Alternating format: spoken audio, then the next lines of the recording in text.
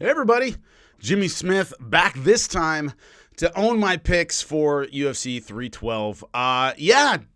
Did pretty well considering. Not considering, did pretty well. So anyway, let's get into it. Of course, the co-main and main, the really interesting fights on this card, but the rest deserve a drive-by at least. Jake Matthews over Francisco Prado. I picked Jake Matthews basically based on UFC experience. He's been there before. I don't think he's a great fighter necessarily. He's a good mid-level guy in the welterweight division, kind of growing into it a bit. Started out really young. But, he was, and that's exactly what happened. He was just a little bit better, a little bit more experienced, a little bit more aggressive. Francisco Prado was on his heels a lot during this fight. Jake Matthews was just the better guy throughout for 3 rounds, which a lot of times when you're trying to pick a fight, a trick I like to use is, okay, why did the UFC set this up? If you can figure out the UFC's logic with a fight, a lot of times it'll lead you to the right pick.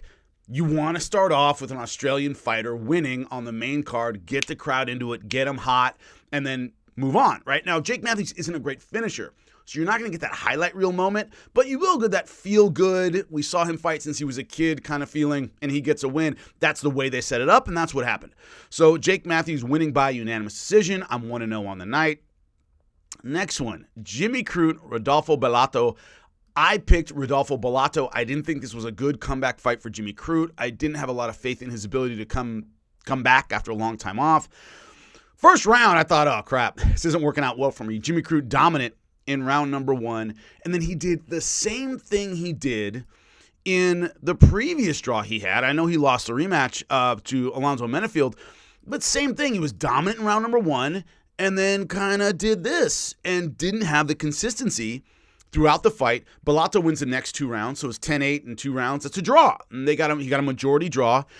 Majority draw is when 2 out of 3 judges call it a draw. And that's what happened. The other way, where it goes 1-1 and then someone has a draw, is called a split draw. So this was a majority draw. And Jimmy Crout, his problem, a lot of times a fighter's career is mirrored in their fights. A single fight, if that makes sense to anybody. He's been inconsistent. Well, in the fight itself, he was inconsistent.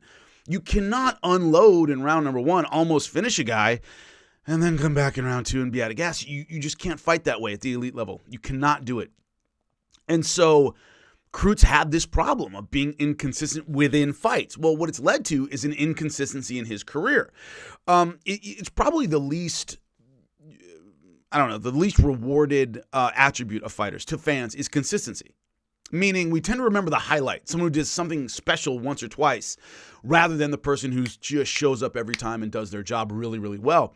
And Jimmy Crout, to me, doesn't quite have the consistency to be great, especially in the light heavyweight division, which is, always tough. And we saw that in this fight.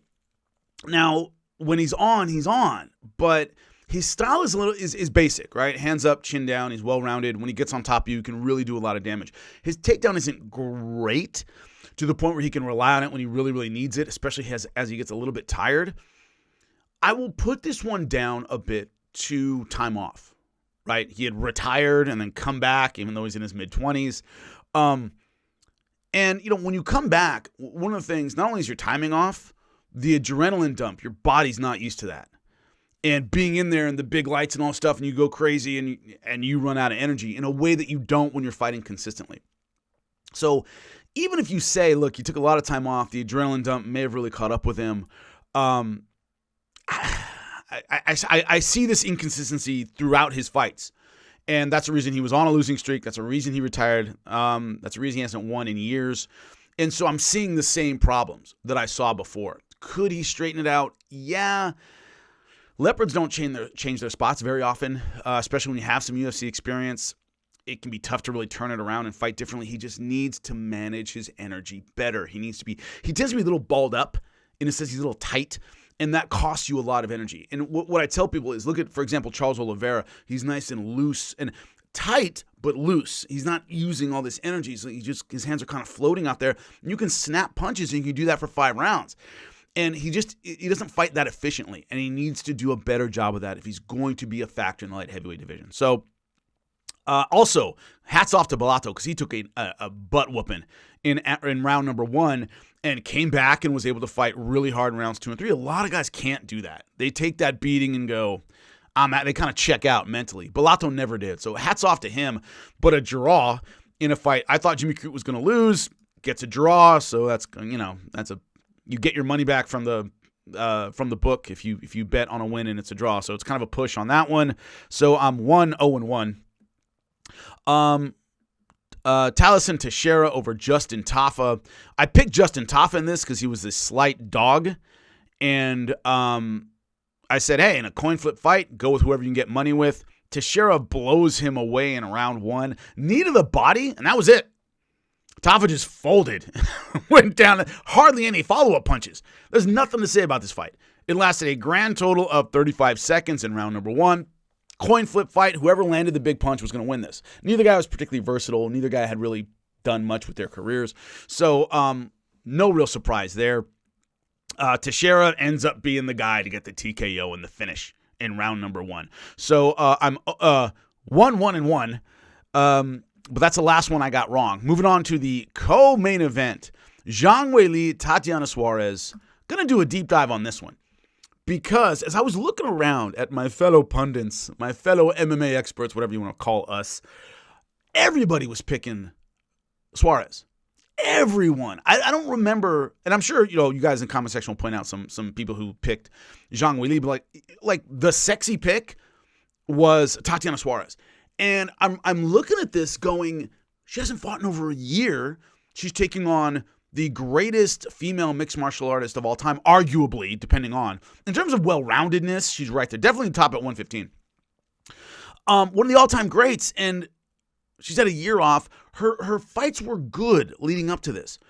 But once again, they were all in 2023. And with time off, the combination was bad.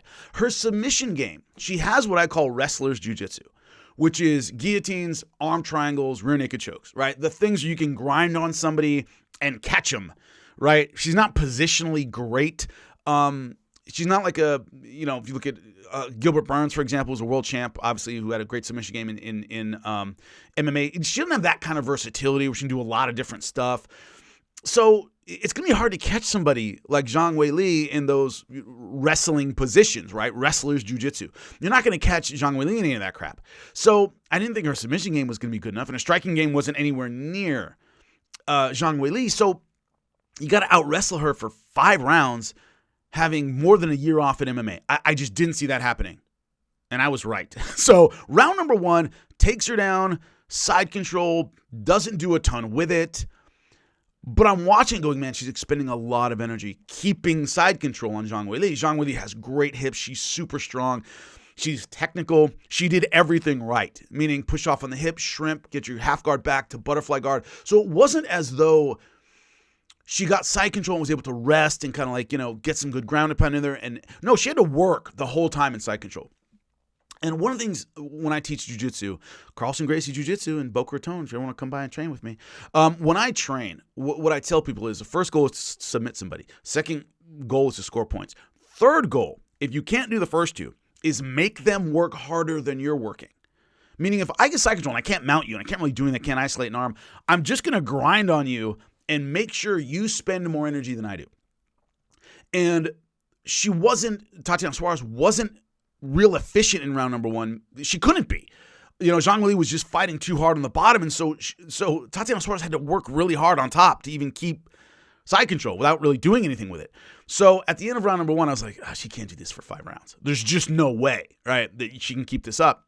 And round number 2, everything started rolling downhill. The takedown wasn't working. Jang Weili was getting her own counters, and it was a striking battle, and she was getting demolished. You saw who the better mixed martial artist was as time started going. Now, that's one of those things in anything competitive, right? I use chess as an example all the time, where if you have your opening memorized, you can look like a world champion for 10 moves, okay? It's as the game goes and it becomes more complicated and it becomes more difficult and, the positional balance gets shifted. That's when world champions look like world champions. right, the longer the game goes on, the better they look and the worse you look. And it's true in combat sports too. In jiu-jitsu, I've seen guys look good for a minute against guys who are much better. But as the fight goes along, that first sweep happens, you give up a bad position, and everything rolls downhill as time goes on, right? And I really thought this fight was a living example of that. Of as the fight went on, you saw how much better Zhang Weili was than Tatiana Suarez. After that round number 1, where she was able to get in the sweet spot and get the takedown, after that, Zhang Weili was a better striker, better submission artist. Even her wrestling for MMA was better in that she knew when to hit it. Inside trips, stuff like that. She knew when to go. She knew how to make her hips really heavy. There were a couple times in this kind of underneath half guard position where Tatiana Suarez was trying to elevate her, and I'm sure 9 times out of 10 in the gym she elevates people, and boom, Zhang Weili was able to sink her hips down and counter all her sweeps, and it was a wipeout. That cut on her leg, on her knee, was the first time I thought they might stop this because of a cut on her knee. It was nasty. And if you notice, and where we were, the camera angle we saw, I didn't know if this was intentional, but it was a great thing if it was. Patchy Mix was in her corner. He covered her knee with his towel. And I couldn't see, obviously, with the camera angle who was around, but I think the commission was coming up, and he covered her knee with a towel because they typically don't look at your knees, right? They look at your face. And he covered her knee with a towel. I don't know if that was intentional, but if it was, Patchy Mix, you're a great corner man. Because, yeah, don't let them see that because it was nasty, that cut. They'll stop a fight for that. Doesn't matter where it is. I mean, you could almost see the tendon in her knee. So anyway, got beat up throughout the fight. Never really in it after round number 1. It just surprised me more people didn't pick Zhang Weili. I really thought, I wouldn't say disrespected, but she was kind of overlooked a little bit. Tatiana Suarez, all those physical tools, but Zhang Weili's a freaking monster. And we saw that, and she beat the dog piss out of Tatiana Suarez after round number 1. So a wipeout in the co-main event, called that one. Moving on to the main event, Dricus du Plessis versus Sean Strickland. I thought the champ would retain. I didn't think it would be like this.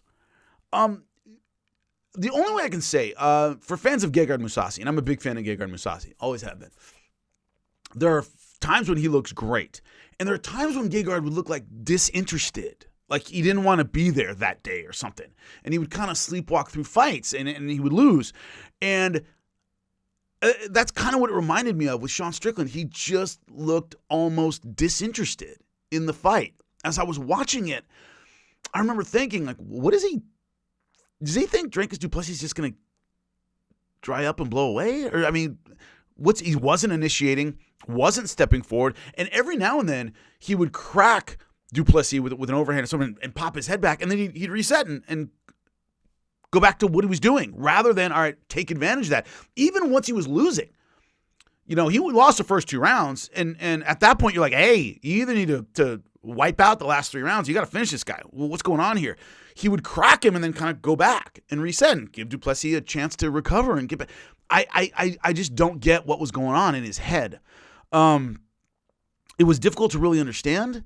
Du Plessis and a couple people in the comment section for my pre-fight picks on this one, when I said du Plessis has seen this kind of Philly shell style before, he knows how to deal with it better than most fighters. And a lot of people went, well, what about the other way around? What about Sean Strickland knowing Dricus du Plessis' style? Du Plessis doesn't fight in a non-standard way at all. Hands up, chin down, pretty orthodox. He does it very, very well, but I can find 10 guys in gyms that fight like Dricus du Plessis. Not as well, he's a world champion, but it's not like he does anything crazy.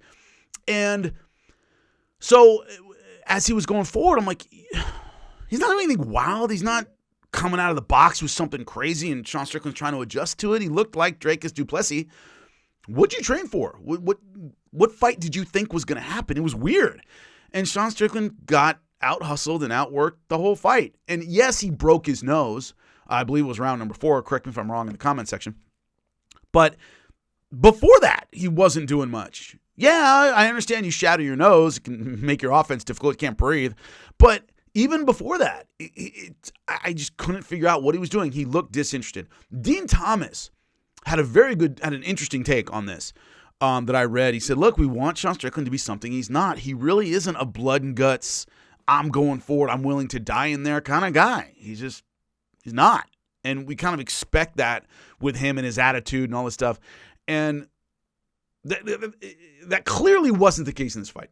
You have to take it away from the champ. He had no interest in taking it away from Dricus du Plessis, even when opportunities presented themselves. There were a couple times he didn't rock him, but, knocked his head back and, all right, this is time to hit the gas. Maybe you can get something done. And he just reset and didn't do it. He's not going to get another opportunity. He won't, all right? I mean, lost the title to him. He'd have to go on an amazing streak at this point. It could be that fire's out. I don't know. I really have no idea. I don't know Sean Strickland personally. I know Eric Nixick, but I haven't spoken to him about this fight. It's that idea of if you went out there and didn't pull the trigger in the champ's hometown, who are you going to pull the trigger against? Now, of course, I think it was Dricus du Plessis saying, him versus Izzy again in a fight night main event. Might be interesting. I think Izzy's fallen off pretty hard. Sean Strickland maybe hasn't fallen off that hard, but certainly fallen off. It was not anywhere near as competitive as the last fight. And so it makes me wonder about the future of his career in MMA. Please let me know what you guys think. If Sean Strickland maybe had an off night, or if it's just he doesn't want it as bad as he used to. You make some champ money and that's it. I don't really know what it is, but as a fan and as a viewer at home, I couldn't figure out how Sean Strickland thought he was going to win this fight. There are times when I see people and I go, okay, I see what they're trying to do. It's just not working. And then I go, I don't see what you're trying to do to win at all. And with Sean Strickland, I didn't see what he was trying to do to win. But Dricus du Plessis ends up winning. So I got one draw, and I missed the boat on the Justin Tafa fight. Other than that, I got the main, got the co-main, and, of course, the opening fight with Jake Matthews. So pretty good weekend considering. Anyway, let me know what you think in the comment section. And obviously, I'll break them down beforehand next time.